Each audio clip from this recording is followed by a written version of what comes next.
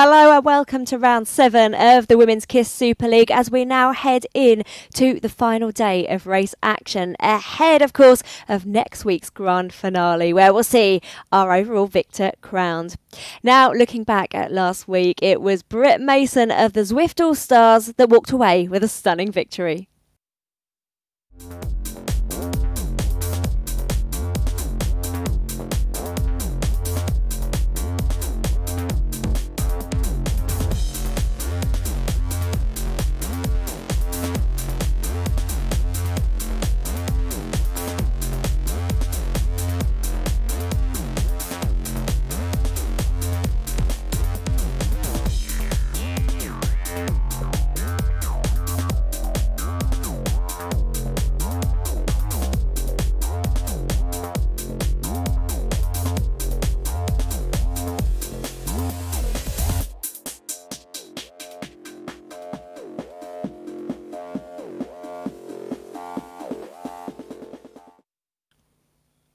Well, it's fair to say it's been a pretty exciting week of action in the world of Zwift e-racing because we saw our British national champions crowned live on BT Sport.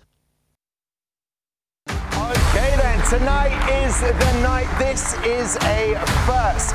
We are live here at the BT Sports Studios in London for the British Cycling Zwift e-racing championships. This will be amazing, trust me. We have 2 live races for you, one for the women and one for the men, and they will come fully loaded with speed and drama. So what is this event and how does it work? I hear you ask. Don't worry, I got you tonight.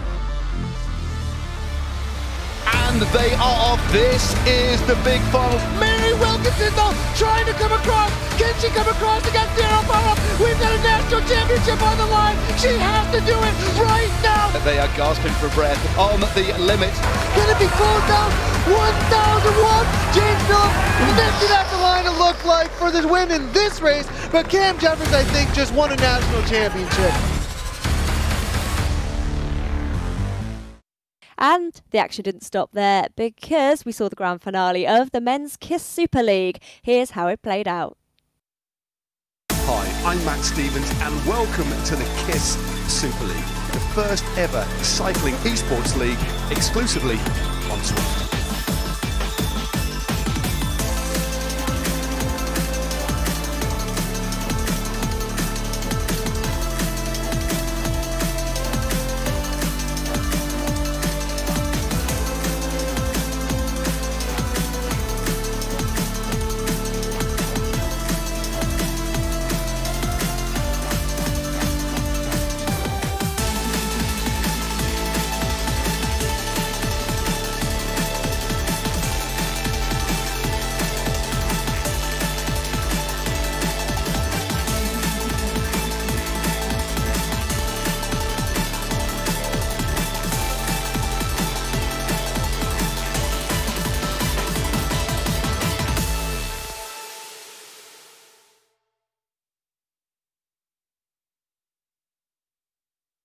Well, it was Ian Bibby and his team of MADISON Genesis that walked away with the overall victory in the Men's Kiss Super League. But the action doesn't stop there because, of course, we now put our full attention on to the 2 remaining rounds of the Women's Kiss Super League.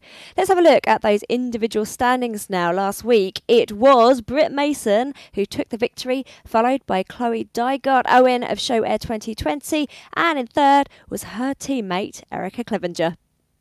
And we keep mentioning these overall team standings because that is the classification that counts in the overall Women's Kiss Super League. So, looking at that now, well, it's the Zwift All-Stars that still continue to dominate at the top of the standings.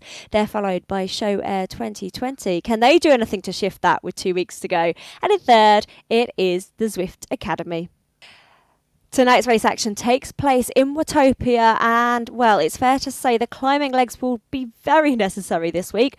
Unlike the last round, arguably, as there is 671 metres of elevation. So whoever walks away with that victory, well, it's no mean feat on this course. The riders are now in the start pens and that countdown is coming down. So let's hand over to Nathan now for all the race commentary. KISS Super League out here, round number 7 for the women. We're looking at the Watopia Tower here on top of the mountain, and it is going to be a lot of climbing on the day. And man, these women have a hard day in front of them after the climb, even as there is a KOM competition right before this climb up to the tower. Then they're going to be heading down up the tower and then downhill into a sprint competition. Immediately after the sprint competition, they're going to be having to finish within about 5 minutes or so of that sprint competition. After, the left-hand turn off of Ocean Boulevard, it is nothing but go, go, go, non-stop battle for this round number 7. And things have obviously really heated up. We do have some very strong riders lining up here, and with the Zwift All-Stars and 20 Pro Cycling out there, really battling it out for those top 2 spots. Also, the Zwift community, obviously, the Dream Team out there from the Zwift Academy Dream Team here, also trying to battle for those top spots. I think that the climbing is going to be where it really is at on the initial slopes of the Watopia Mountain. But again,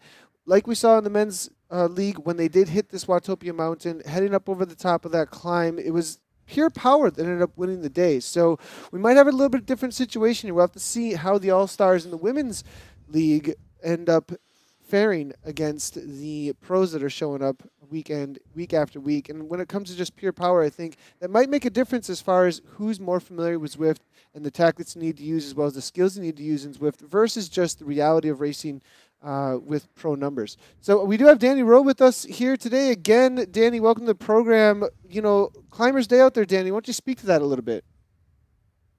Yeah, I'm so excited to watch this race this week. Obviously, last week it was a pure, pretty much sprinters course. It was totally flat.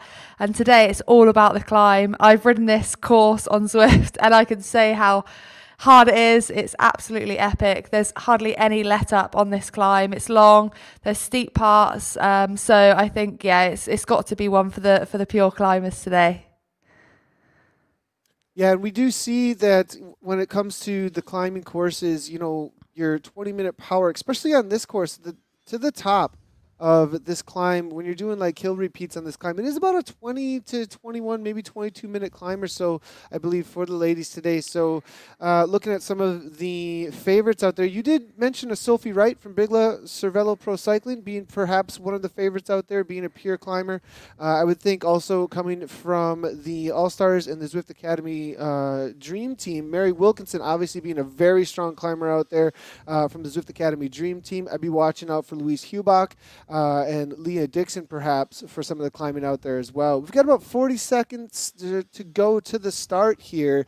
And for those of you unfamiliar with Zwift racing, it is usually an all-out battle. Danny, though, with the climb in front of them and an Ocean Boulevard fairly flat start, I would think perhaps they're going to take a little bit easier. We'll have to wait and see. But I think today maybe a little bit slower start. Yeah, I for sure would be trying to take it easier, knowing what's coming up. I think it's going to be all about saving the energy for that 20-minute max sort of power average that you're going to need to get to this top of this climb at the front. I think Sharon Bird's also one to look out for with the highest watts per kilo for 20 minutes, 5.1, which is incredible. So yeah, slower start I'm going to predict with the epic climb to come. Yeah, and we are getting going here. We'll have to see if they do end up having a pretty fast start. It does look like up into about 6 to 7 watts per kilogram. Up toward the front, though, immediately it looks like the All-Stars starting to take over on the right-hand side of the course. Now, if you want to know who exactly is all out here on the course as far as the pro riders go here, Bigla Cervelo Pro Cycling is out there. We do got Canyon Schramm out there as well. Totini Van Eyck is out here. Oggens Bergman, Supermint. Showair 2020 is out here as well. Valkyr Silence, WNT Rotor, Zwift Academy, obviously from the community, the Zwift Academy Dream Team. They're going to be in those purple kits, and then it's going to be the Zwift All-Stars in the white, orange, and light blue. So be watching out for each one of those pro teams out here today as we do head on over toward Ocean Boulevard, up toward the Watopia climb. Sharon Bird, you were speaking about, Danny, over the past week, last week, she did take, I believe it was third, the bronze medal actually in the British Cycling National Championships in the live e-racing event that we had last week. So watch out for Sharon, maybe looking to add to those palmares of Zwift racing, as definitely showing herself to be, I think she showed herself to be a little bit of a climber for sure on that day as well. So Sharon Bird, 5.1 being the highest. I mean, that is very, very high watts per kilogram. So probably one of the favorites out there from the Zwift All-Stars. So from your experience also on this course, the tower also is, I think, something to be chatting about. The reality that they have the KOM competition, so they're going to be battling out for that, but then immediately after that, it's a left-hand turn into like 17% gradients. That is one of the most difficult places out on Zwift, Annie. Yeah, totally. I think that is really the part of the climb where power to weight really comes into it. Like you said, it's up to 17%, which is so steep. And then obviously you've got that kind of 20-minute effort already in your legs, a short recovery period before it turns left up to the tower. So not only are you going to be thinking about that QOM, but you want to be saving yourself, to get over that tower in the front group. Yeah, we do have in the front here now. WNT Rotor here looks like him's now coming out of Germany. Harvey followed up very closely from Bigla now. Does look like the pack as they head into Ocean Boulevard is just keeping it fairly calm, no attacks, and it's not surprising with the climb that's up ahead of them. I think everybody's going to be very patient and trying to reserve as much energy as they possibly can. Those who aren't familiar with this course specifically, they do head through Ocean Boulevard, and there'll be a left-hand turn, though, very soon here before they head toward the climb. Usually Ocean Boulevard, if you're out on there, you head forward to that little 3% gradient uphill over toward the windmill section. But instead, we will be taking a left-hand turn before we hit the gigantic, what we like to call the Jarvis tree, as there's an old school Jarvis tree from beta days out on Jarvis Island just ahead of us here. But before we go underneath that, it'll be left-hand turn, then a little bit of a climb, very short little 30-second climb before we actually hit the mountain climb proper out there. So very calm on the front here. WNT now, it looks like, taking over, and then it's going to be M-Doc's Hanselman as well. Wilkinson following up very closely there, as well as Goffenitz there. Eklund there coming from the Canyon SRAM team as well. So 175 beats per minute though already. So, it looks like a little bit of jitters, perhaps raising the heart rates. I mean, you might try and keep the power down, but sometimes, Danny, with the anticipation of a climb like this, the heart rates definitely come up. Yeah, and I can see now 191 beats per minute there for the rider that we're looking at currently. So this is not easy. That is a rider totally in the red already, which I wouldn't want to be at this stage on this course. So I think we're going to see so many splits in this peloton. I think we're going to have ones and twos all over the road, unlike last week's race. So yeah, really cool to see something totally different this week. 197 beats per minute now, which has got to be close to max already after only 4 minutes of racing. Yeah, the Bigla rider there coming out of Switzerland. It looks like Chaby now struggling maybe just a little bit. Now bringing it down a little bit, though, too. No, we are looking at Eklund here out of Sweden. Now, for those of you unfamiliar with what the stats are on the screen right now, on the right-hand side of the screen, you are looking at the rider we have selected. So that is going to be Eklund here. And she has, up in the upper left-hand corner, her data currently being shown for her watts as well as her heart rate and her revolutions per minute. So anytime we do have a rider selected on the right-hand side of the screen, you will be able to see if we do have the stats up in the upper left-hand side of the screen. That is the stats of that rider. So if you're wondering what's related to what, that is what that's all about. We're looking at Natalie Eklund here, 27 years of age, with the Academy Dream Team. As you can see, she's in that purple kit. Fun fact about her, she's a former professional dancer who attended the Royal Swedish Ballet School for 9 years. And ballet is no joke, that's for sure. So that's most likely where the discipline comes in for such a hard sport as is cycling here. But taking over the front now, it is the Zwift Academy Dream Team. Now it is going to be Leah Dixon there, now taking over for the All-Stars. 185 beats per minute coming from Eklund now, 240 watts. Calming down a little bit maybe for Eklund, but now to the front, Wilkinson and Dixon taking over, and they know how to take on this climb. And Dan, you want to speak a little bit to prepping well for the climb, being in the right position coming into a climb like this? Because it could be made or break, I think, when it comes to the lower slopes if you're not in the right position. Yeah, totally. You need to be near the front, not on the front is what I would say. You don't want to be pushing the wind at this stage, but like you said, you need to be near the front to be able to react to any of those moves. You can see Sophie Wright, which was my pick for today, coming up towards the front, and already riders have been dropped. Harriet Owen, who's got the best 15-second watts per kilo at 11.8 watts per kilo, she's already been dropped. So, you know, this is already being split up, and you're seeing such high powers out there today. Leah Dixon, who we're looking at now, over 300 watts, which is, you know, it's tough stuff. So this is going to be really hurting. You can see now a lot of splits happening. So in terms of positioning, you want to be in that top split all the time, not having to chase, not having to waste energy, and just focus on, you know, being at the front on those wheels to follow all the moves. Yeah, and speaking of Owen, she did win a sprint a couple weeks back, but now showing that perhaps the sprinting legs are not going to be able to take on the mountain here amongst some of the pure climbers. Leah Dixon, as you did say, making her way to the front. 374 watts, 185 beats per minute currently. We are looking at Oni Johnson now, though. She's also more of a sprinter, the Kiwi here for the Zwift Academy Dream Team, and we're going to have to see if she can hang on toward the front end of this pack, though. Now, Hubach, though, I've been watching out for Hubach. We've seen her TT away from the packs plenty of times.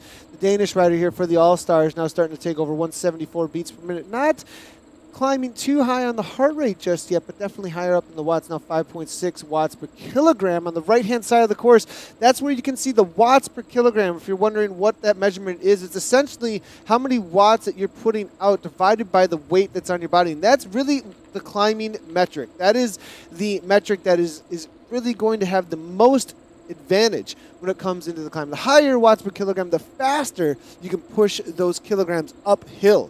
And that's why it's so incredibly important when it comes to that power to weight ratio.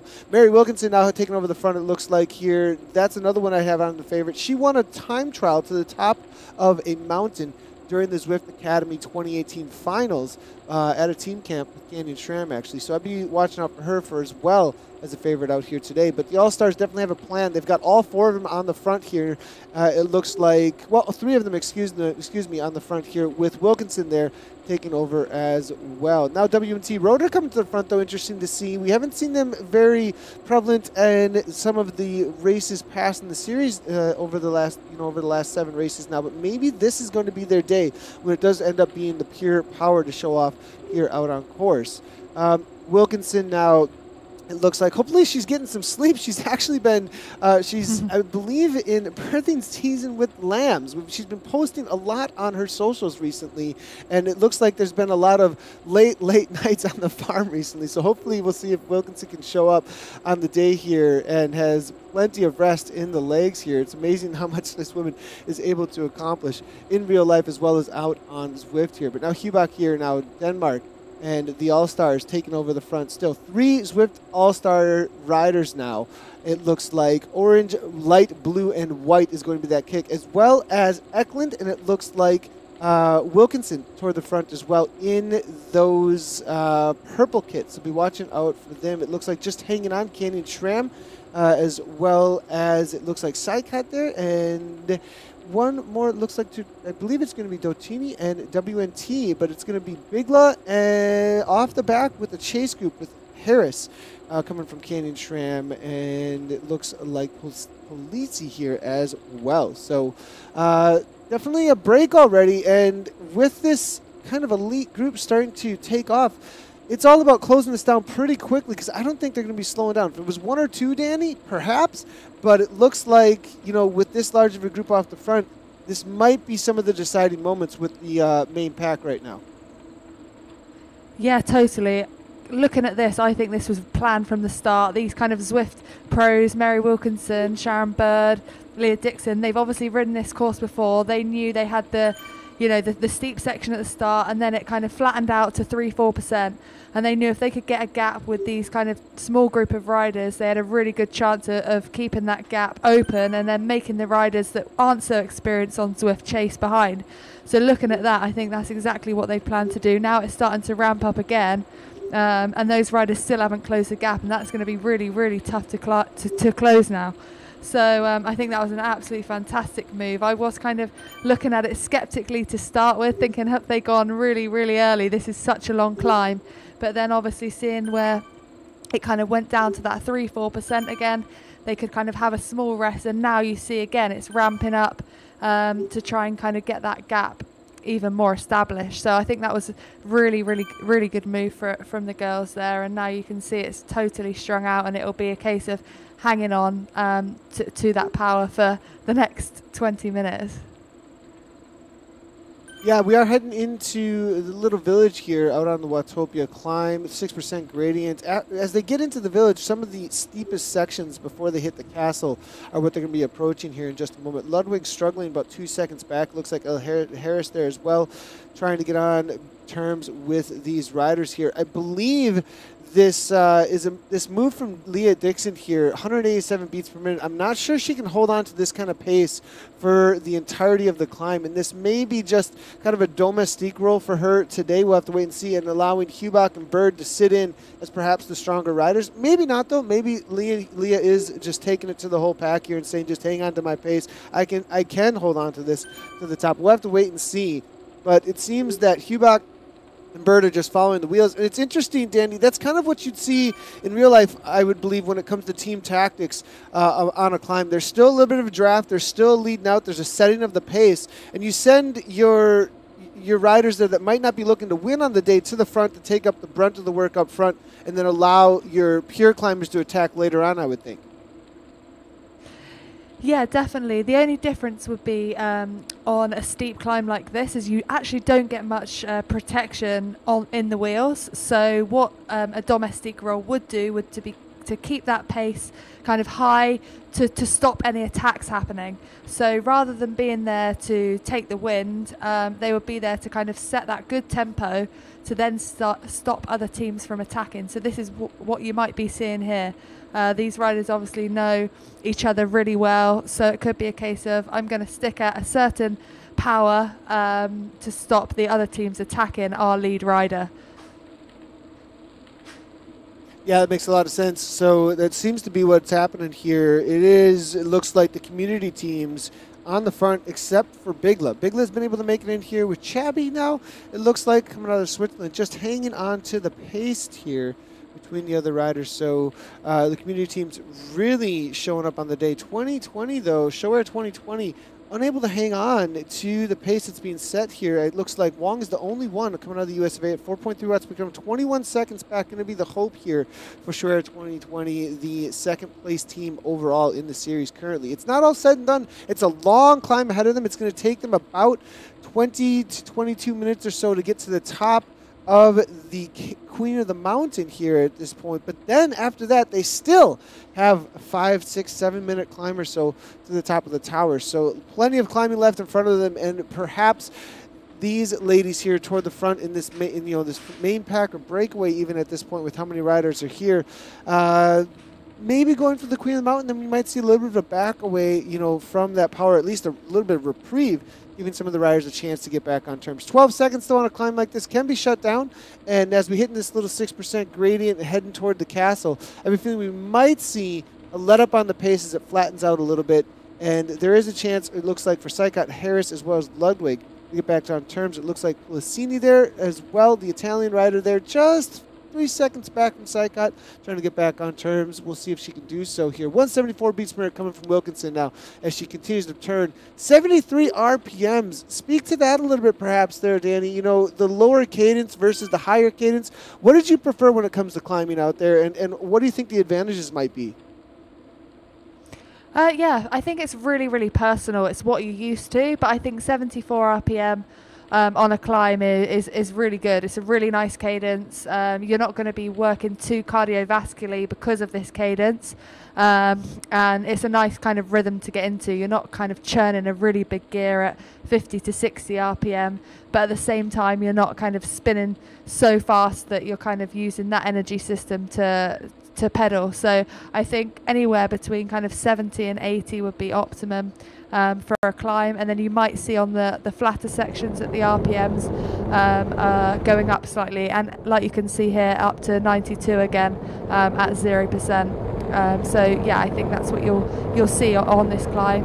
I think it's also really exciting to see there's 3 vets in this race, and 2 of which are in the front group. So I think it's just really cool to kind of see the age is no limiter in this racing. So yeah, go girls. Yeah, I absolutely love that statistic there on the vets being there, and just the reality of the whole of the community coming from all over the world actually, and able to race out here together. You know, the talent identification obviously that we're seeing out here as well with the Zwift Academy Dream Team and the purple kits with that program that Zwift runs. So really cool. I'm being told that we are going to be having a poll, I believe, here over on Facebook about how the race will be won. So how will the race be won? You can an attack up the tower, attack on the descent, early sprint in the SCs, or a bunch sprint. You can vote now over on Facebook only. If you are on any other platforms, you will not be able to participate in that vote, but go ahead and vote. Let us know what you think, chat, about how the race will be won. Danny, I'm gonna predict for my that we will see it won on the attack up and over the tower. I think somebody is going to attack up and over the tower, and I think it's such a difficult spot, especially after the climb all the way to the top there, and then it's just so incredibly steep that it's really going to separate the fitness levels between all the riders. You know, when it gets that steep and that hard, really who is the strongest rider can really shine. I think somebody's going to show that today here. But Danny, how do you think between these 4 options here, attack up to the tower, descent, early sprint, the SC, bunch sprint, how's the race going to be won from your perspective? Yeah, I totally agree with you. I think it will be an attack up the tower. I think these riders are going to be scared of the tower, so there's nothing going to happen before that. I think you might get a sprint for the QOM points, potentially, if there's more than one rider from a team as well in the pack. I think they might sacrifice a rider for that QOM competition, but I think personally this race will be won with the attack up the tower. I think attacking on the descent is crazy. You have to put out so much more power than the others when you're going downhill that quickly. And then I think in terms of a sprint, I think the riders that are put into this race will be the pure climbing type. So I think they're all going to want to get away from each other on that tower, potentially not knowing how they would be able to sprint at the end. So I'm going to say attack up the tower, but I think a lot of drama beforehand to really kind of decide who's still got the legs at that moment. Speaking of drama now, things are really starting to heat up here as we head into the snowier parts of the course. We have a little bit of an underpass in a moment before we hit the rickety bridge in just a moment here, but it looks like there was a little bit of attack here. Turning on the screws from Wilkinson, wasn't able to really get away, but I think they see that Bird, one of the stronger climbers out here, was struggling a little bit to hang on to the pace there, and I think the Zwift Academy Dream Team was trying to just put a little bit of a dig in here. The only pro amongst the community teams left in this climb right now is going to be the Bigla rider here, Chabby now.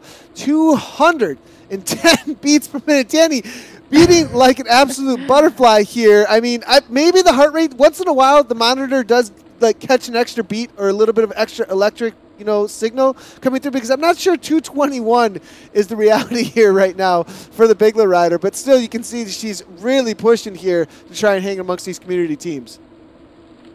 Yeah, for sure. That is really, really high. But for sure she's going to be working really hard. I think it's really impressive actually to talk about this pro rider, Elise Shabby, because this is actually only her second ever Zwift race. So I think she's doing really well to be at the front of this group. It's her second season as a professional rider, and she likes hilly courses. So I think you can see that here today. She's on all these attacks and actually, coming to the front herself as well. So I think, she's looking really good for the finish.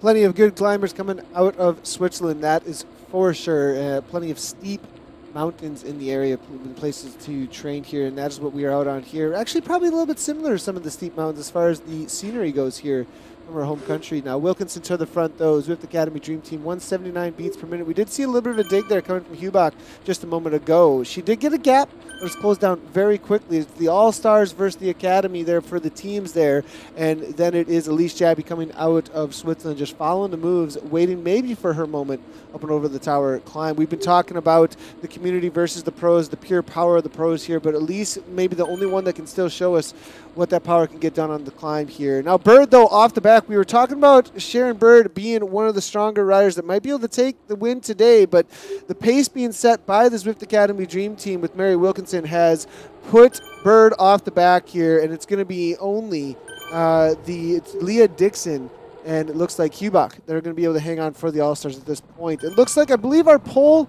is still up. I'm just going to double check here real quickly, and it looks like, the poll is down now at this point, so this is the results. It looks like everybody thinks similar to us here, Danny. Attack up and over the tower is where it will be won, but a couple still in for a bunch sprint and an attack on the descent, but nobody thinks the Essies are going to make it happen. A lot of times, though, you know, the sprint competition, people tend to rest after that. And I don't think the pack will be big enough at that point to really allow for any kind of early sprint away from the Essies there. So now we do have an attack here from Hubach, though. Now 7 watts per kilogram. There's these little undulations here through the later mountain section, and this is a good spot to attack because after this little uphill gradient, there is a very fast descent followed by another uphill gradient, another very fast descent. And if you can carry speed through there with some continuance, it is a good spot to get away. Wilkinson trying to close it down, but it looks like Eklund's off the back here. This may be a breakaway of 3 here, Danny, and then it's the question of, will they work together? That was a brilliant move there from Louise Hubank. I think it was really interesting to see how efficiently she was riding before for that move. She had the lowest watts per kilo at 4.5 and the lowest heart rate. So I think that was totally planned. Having ridden this course before, she knew exactly what was coming, and that was where she was going to launch that attack. She obviously saw that a couple of them were struggling. So if they could, get up and over that climb before this descent, then, that's a few more that she doesn't have to worry about contending with in the final. Yeah, Hubach here, solid attacks. It looks like she was able to shed Eklund there from the Zwift Academy Dream Team. Now it's going to be 2v1 with the All-Stars in the orange, light blue, and white kit there up against Mary Wilkinson here, who is also a very good climber. I've actually never seen these 3 riders battle it out on a climb of this kind of stature here. So Dixon here, 193 beats per minute, with Wilkinson following the wheel very closely there. This is kind of a cat and mouse situation, a 1-2 punch here coming from the All-Stars, as Wilkinson had to follow up on Hubach there, get the wheel of Hubach, and then Dixon immediately going to the front. We can see that her heart rate has come down under that 190, so I believe Dixon beats probably up into the high 190s or so for her max heart rate. So plenty of effort left as they do go down this descent. There's going to be one more kick to the top of the Queen of the Mountain competition in just a moment here. The follow-up there from Hubach now, and this is a lot of times as they do take that speed into the little uphill gradients, you do see little kicks, and that's exactly what we're seeing here. Hubach now 6.6 watts per kilogram. Dixon following the wheels here. Wilkinson coming through, though. Will she go on the attack? It looks like she's just following here. 7% gradient now. I do believe we have about 2 minutes to the top here at this point. Eklund, though, coming back, it looks like with Shabby here now. Elise following Eklund, and this is still readily available to close this down pretty, not easily, I wouldn't say, but they're not out of the race here, Danny.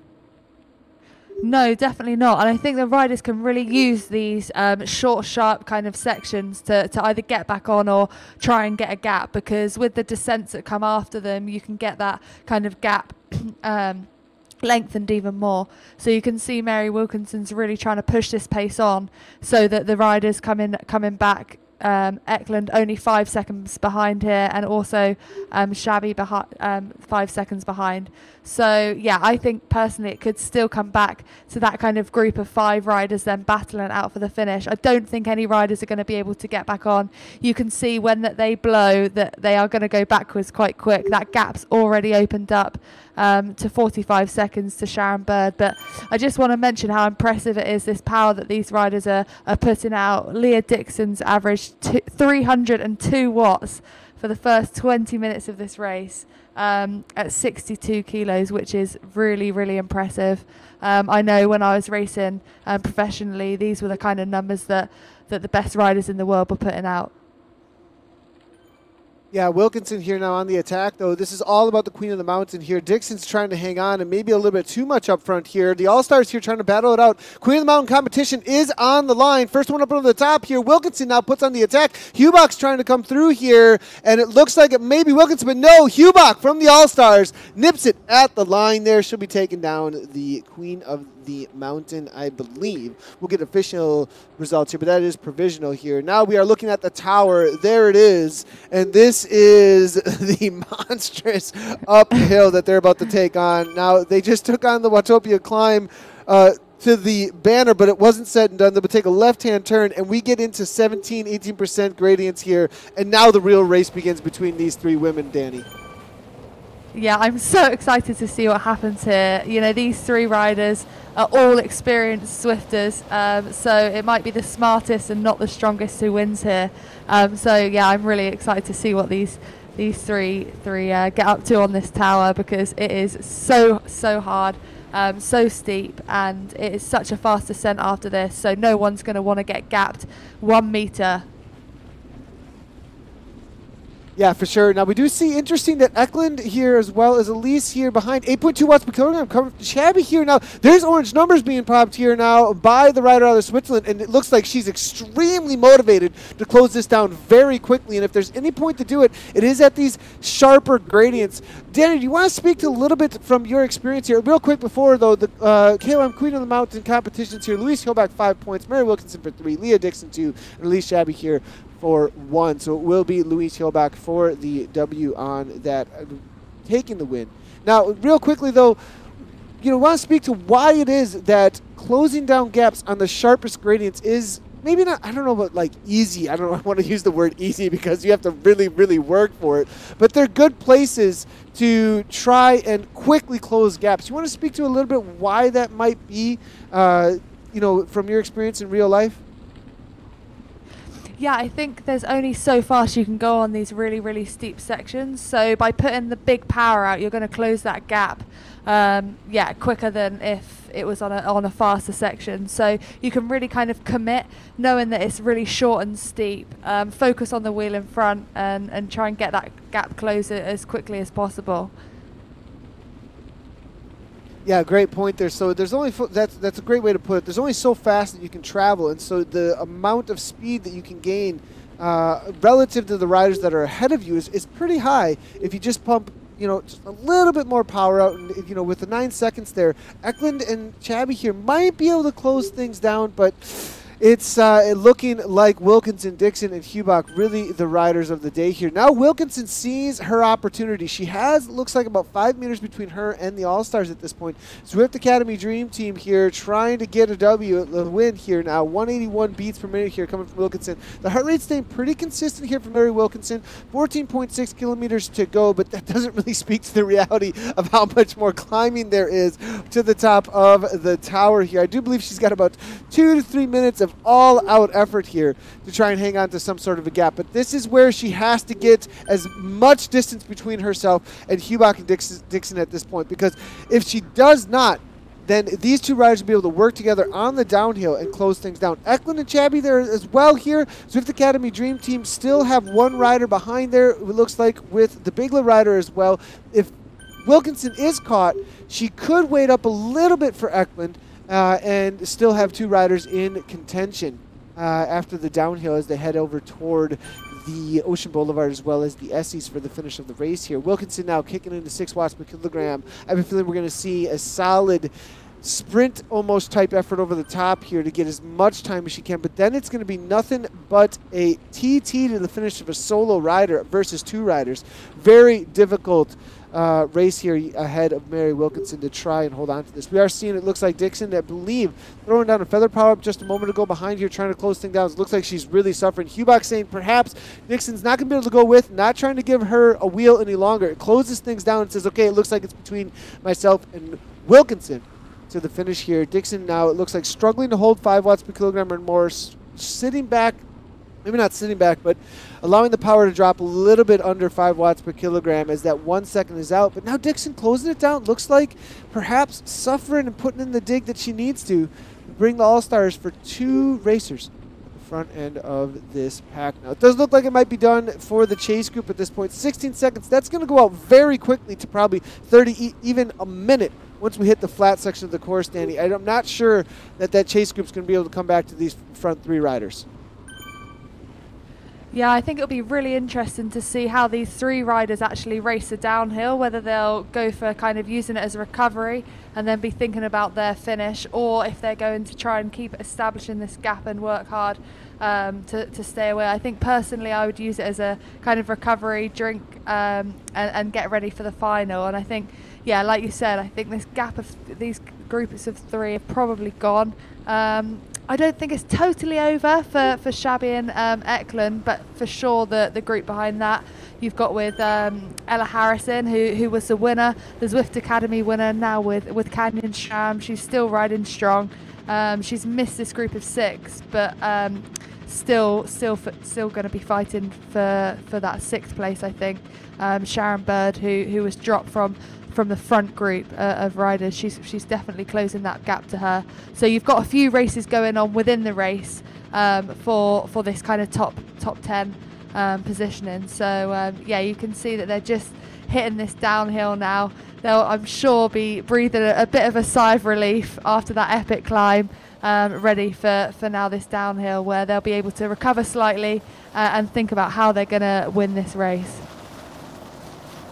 Yeah, with 3 riders up ahead here, I have a feeling that they can really just allow each rider move to the front there with the speed being gained off of each other on the downhill, getting up into 80 kilometers per hour. You do see on the left-hand side, we do have another Facebook Live poll going on. Who will win the race with 3 up the front? Leah Dixon, Louise Hubach, and Mary Wilkinson. It looks like a lot of favorites there for Hubach. 3% saying that a chaser is going to bring it back here, so we'll have to wait and see. But if you do want to vote on that poll, head on over to the Facebook Live if you are watching somewhere else, but go ahead and make that vote only on Facebook. I'm going to go ahead and put my vote in here as well.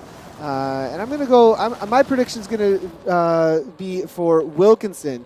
Maybe we'll have to wait and see, though. Hubach definitely with a solid kick. Dixon does have, I think, the better sprint of the 3, but we'll have to wait and see. You know, it's also going to come down to a power-up. Any predictions from you amongst these 3? Or is the chaser going to be coming back here today, Danny? I'm going to go with Hubach. She's got the highest watts for 15 seconds at 632. So that's going to be my prediction for today's win. But out of the top 3, 2 of the girls have set all-time new 20-minute Zwift PBs today. So I think they'll be super happy with that. And I think it just shows the level of racing and how the last 7 weeks has obviously brought these riders on. You know, physically. So I think they'll all be chuffed with that after the race. Even if they don't win, you know, 2 of them have got new 20-minute powers. So fantastic racing, and also good to kind of bring that strength on, that form for bike riding. It's brilliant. I think there's a couple of narratives there as far as the fitness goes as well. I mean, there's the reality that both Dixon and Wilkinson were involved in the British Cycling E-Racing National Championships. They were most likely peaking as best as they possibly could to try and take that national championship down. Obviously, we saw Wilkinson take the silver medal last week in that British Cycling E-Racing Championship. So very strong rider looking, and the reality of bringing that fitness in. You know, and then we do see the results here. Hubach, everybody's in agreement. Well, not everybody. 55% of the viewership is in agreement with you there, Danny, as well. So I think your bets are pretty well placed here. But I think there's a reality also of this new 20-minute power. There's the reality of the stream that's going out, and the, you know, best powers are usually set during races. So you got this whole Zwift season that we've seen in this new genre of racing that's brought about national championships and people peaking during this time to win these things. So there's a lot of form coming on from these riders we're looking at here right now. There's also the reality of this stream and just the reality of a very high level of racing. When you show up to some of the highest level of racing you've ever experienced, it brings this new level of pressure and desire in the rider to just push themselves way beyond where they've ever gone before. And I think we're also seeing that out here. So you want to speak to that a little bit, Danny, about how big races brought the best power, the best performances out maybe from yourself, or how have you seen that play out in real life racing as well? Yeah, totally. You know, if you were trying to peak for these races, you knew how hard they were going to be. One, you brought your best form, and two, just being there on the race always kind of got that extra power out. For me, I was a total racer, so I was able to put more power out. I'd always get my power PBs in a race, and I think you can see that happening here in the Zwift races. From the start of this kind of KISS Super League, the level's gone up, the form's gone up, the powers have gone up.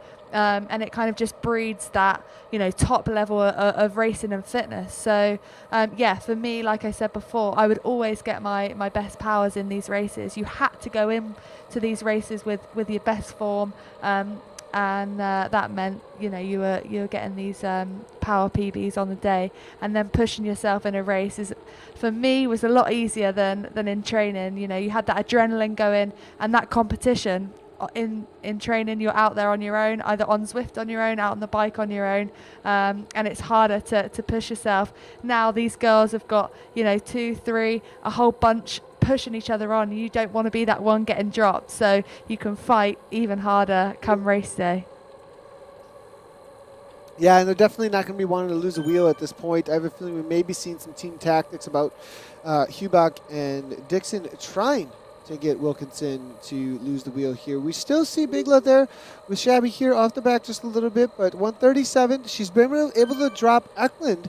I believe that did happen up on the top of the tower there just momentarily. Now we do see her kicking in about 8 watts per kilogram on the right-hand side there momentarily. Probably there is 1 or 2 little puncturing climbs as they do descend, but Dixon here we're looking at on the front end in the All-Stars kit. Wilkinson now making way to the front for the Zwift Academy Dream Team as they come over the top, over the bridge here, and the final slopes on the downhill. And if you look in the upper right-hand corner, you can see the grading they're currently experiencing, as well as the course profile at the bottom of the map. So you can see they are just about to finish out the climb or the descent here in just a moment off of Watopia Mountain.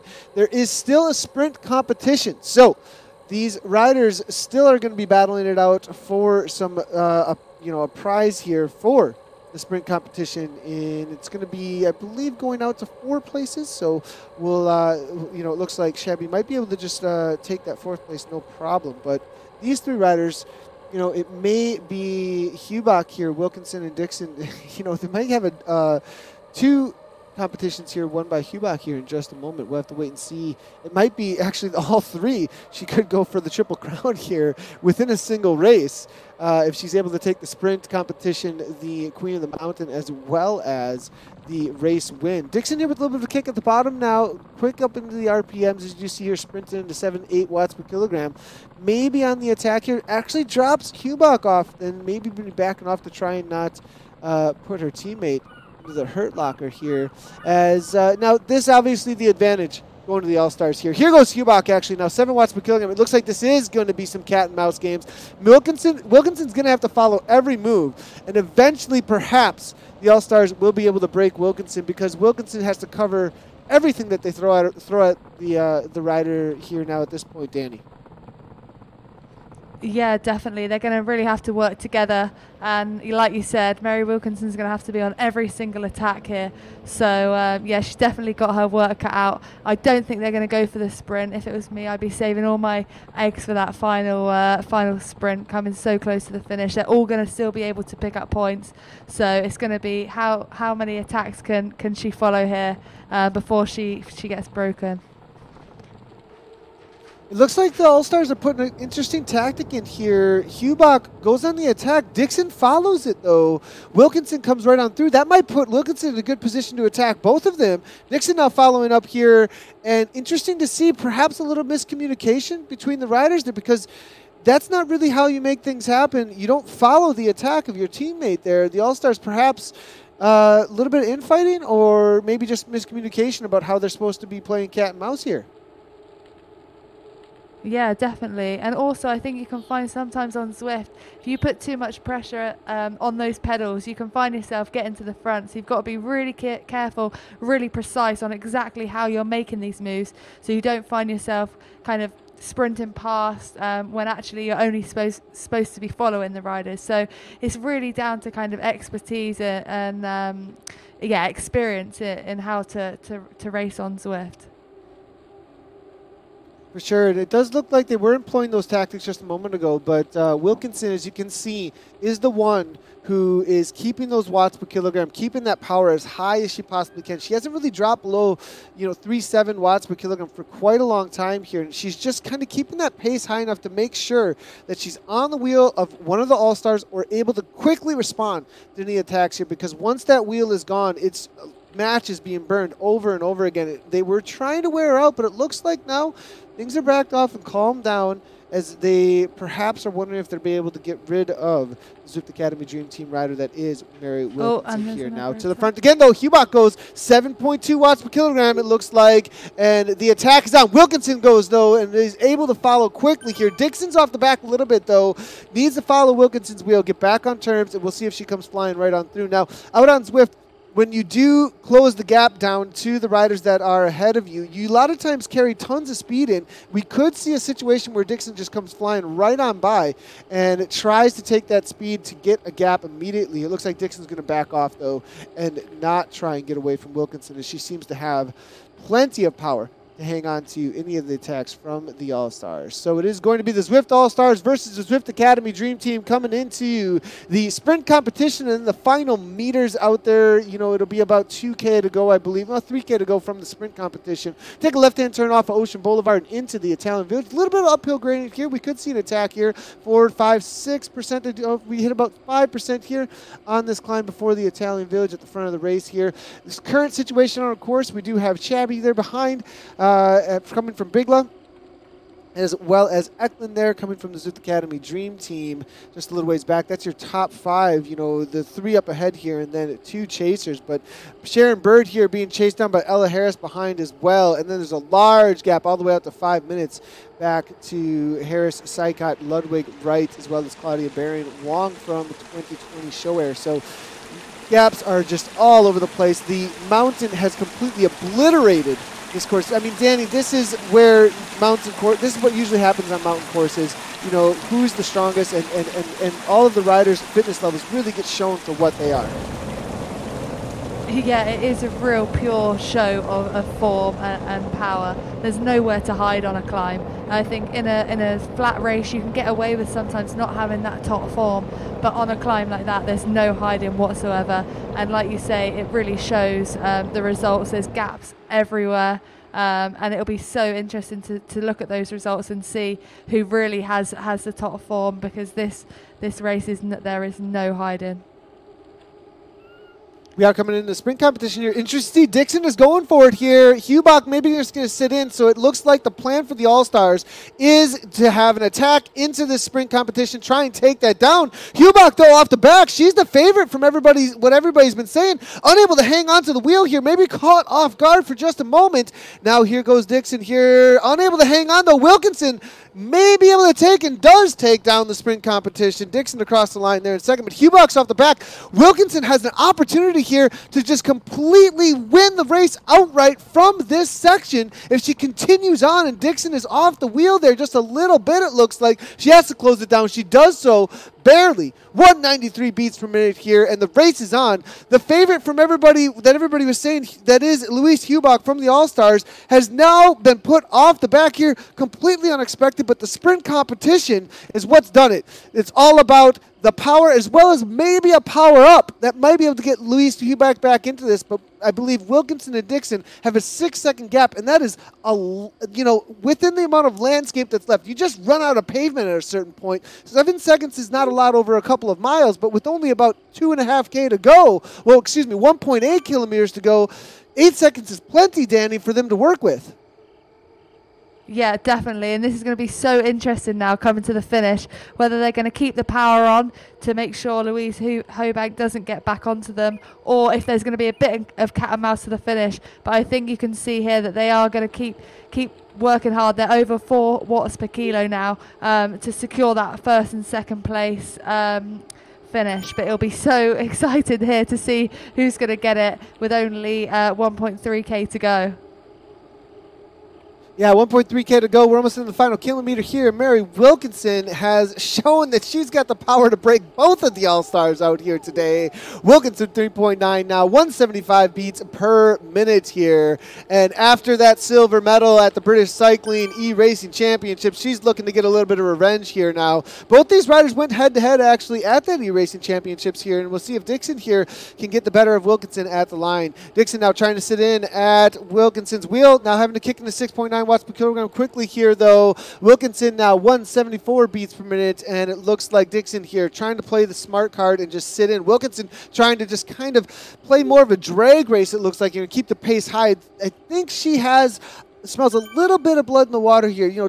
She can sense maybe Dixon on the back foot a little bit and is trying to break her, but perhaps also the reality of the teammate Hubach chasing things down. Wilkinson knows she cannot be timid at this point. She cannot just sit around and allow Hubach to come back into the race here. We're heading in underneath here, and it's going to be between Dixon and Wilkinson for this sprint. Danny, quick predictions before we get into the final meters here.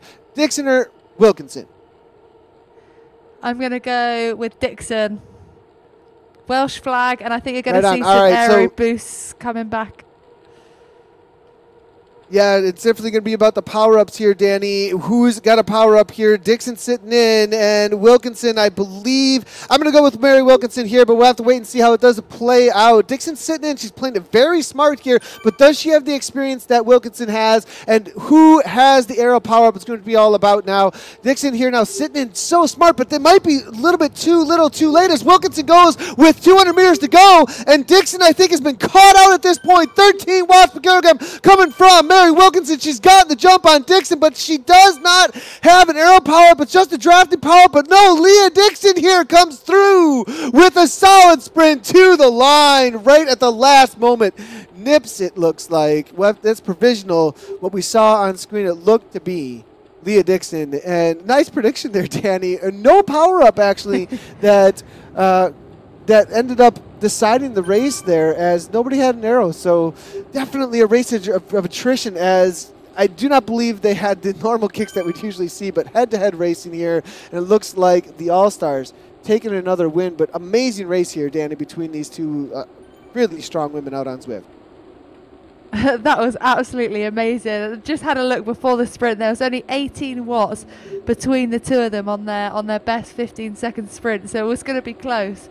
But I'm glad I picked that winner at the finish there. Yeah, nice prediction there. Awesome. And we are seeing the replay here. Wilkinson here. A little bit of a lead out there for Dixon, it looks like. It looked like perhaps she had gotten the jump on Leah Dixon there with this 10 watts per kilogram now until 12 watts per kilogram, 762 watts we can see going into the final 200 meters. And it was well timed. I mean, with 100 meters to go, 200 meters to go, you got to just go. But it looks like the pure power of Leah Dixon is really what it was. It wasn't even like she was sitting in the wheel. She just came through with the raw power and is able to out-sprint and even come around Wilkinson. As we're looking at the tower here, that they did climb to the top of Watopia Mountain with, and probably some riders still out there trying to get up over the top to finish their race, because it was a long day out on the course here. But the finished results here, Leah Dixon there coming through with the W. Nice job to Leah Dixon.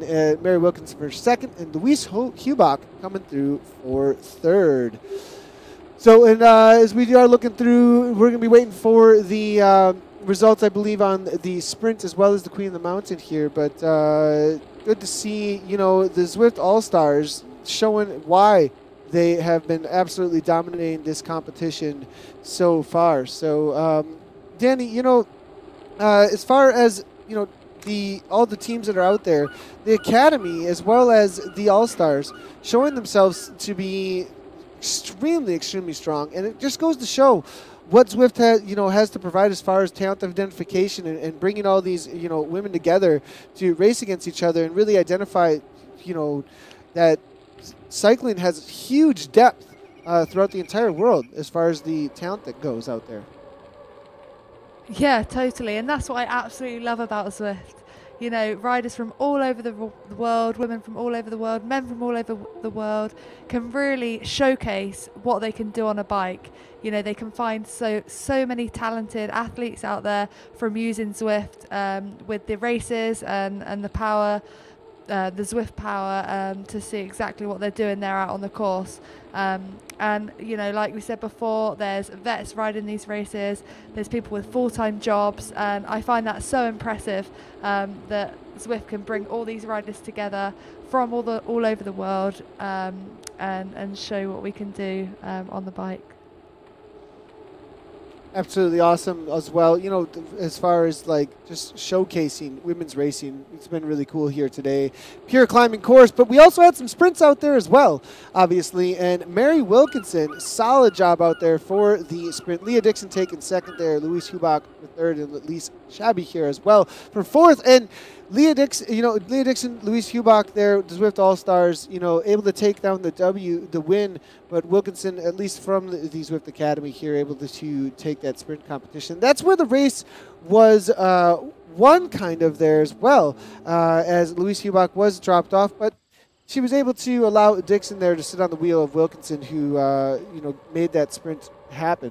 We are seeing, it looks like a couple headed at the bottom there. Interesting to see for just a moment here, but it looks like, I believe we're done on the day here for the racing. Still some women out there finishing up, a couple of packs here coming in for the finish. I think it's like, looks like Ella Harris and Sharon Bird coming across the line here for those 6th and 7th places in just a moment. So it looks like we're waiting for, you know, with this kind of a course, the gaps get absolutely ginormous, huge gaps out there. So the reality of needing to wait for some of the riders to come in for the results in just a moment. So, Danny, you know, as far as the overall results go and the team points, it looks like the All-Stars have kind of walked away with this one with, you know, 2 riders in the top 3 or 4 here. It's going to be really difficult, I think, for any of the teams to really take them down with only one more week of racing to come.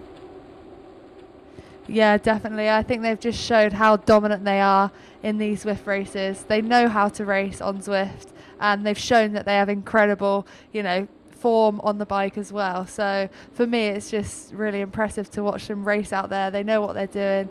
They know when and how to use their power. They know when to use the power-ups and to launch sprints, points for the QOM and the overall. So I don't think they're going to, you know, get caught now in this overall competition, and I'm excited to see the last round of the racing next week. Yeah, for sure. Next week's racing is going to be very, very hotly contested, actually. We'll have to wait and see how they prepare. And, you know, after this week, the Academy as well as the All-Stars, the community team showing themselves to be extremely strong and a force to be reckoned with. All right, I think we have some replays here from how the race played out. Let's go ahead and take a look at how the Watopia Mountain challenged the riders here. We are seeing the descents here. After the climb, it was a group of 3 off the front. As you can see, the All-Stars as well as the community team, the Zwift Academy Dream Team. So the community team's out the front here. Hubach on the attack here. We saw some cat and mouse coming from the All-Stars trying to break Mary Wilkinson. Unable to do so, though, until we got into the sprint here. Dixon let out the sprint here. Wilkinson was able to come through and win that sprint competition at the line here. But Dixon able to hang on after this sprint competition. Hubach, the favorite from the Facebook poll, unable to hang on and was dropped because of that sprint, but it was going to be Wilkinson driving the pace, making sure that Hubach was unable to come back to the wheel of the 2 riders off the front. But that may have been part of the reason why Wilkinson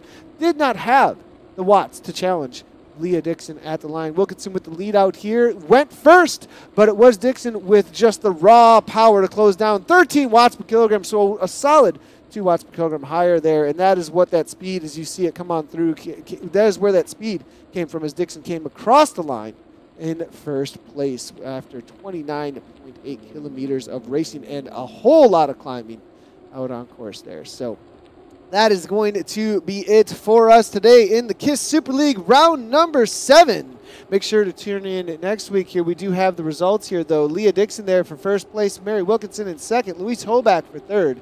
Elise Shabby there for fourth place for Big Lasavella Pro Cycling. Natalie Eklund there for the Zwift Academy Dream Team in fifth. Sharon Bird in sixth place for the Zwift All-Stars. Ella Harris from Canyon Schramm there in seventh place. Marion Sykott there for Docini Van Eyck in 8th. Hannah Ludwig from Canyon Schramm in 9th place. And Zwift All-Stars again in the top 10. All 4 riders there, with Claudia Baring, the former U.S. national champion, out there throwing down for the All-Stars here. So they obviously still dominating this series out there. The Zwift Academy Dream Team there with plenty in there as well in the top 10. So they definitely have quite a few more points, I think, this week to try and chase down the 2020 Pro Cycling Show Air team. So I believe we may be throwing over to Rebecca here. I'm not sure, but waiting to get some info on what's up next. But obviously what's going to be up next is going to be round number 8 next week. So make sure to be hitting all those follow buttons everywhere that you may be watching right now. Facebook, YouTube, Mixer, as well as Twitch. And we will be seeing you for the Women's KISS Super League round number 8 next week. And until then, ride on.